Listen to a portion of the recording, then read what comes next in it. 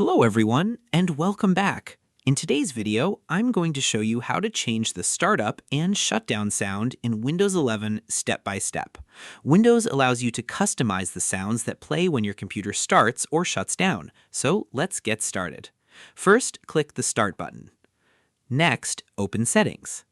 Then click on Personalization. Select Themes. Next, click on Sounds. A new window will open.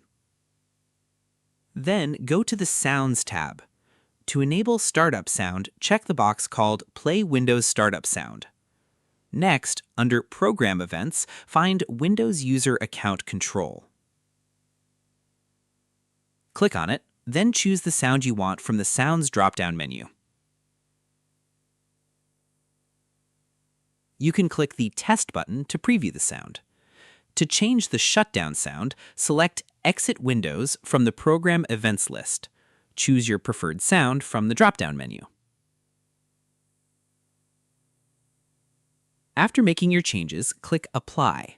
Then click OK to save the settings. And that's it. You've successfully changed the startup and shutdown sounds in Windows 11.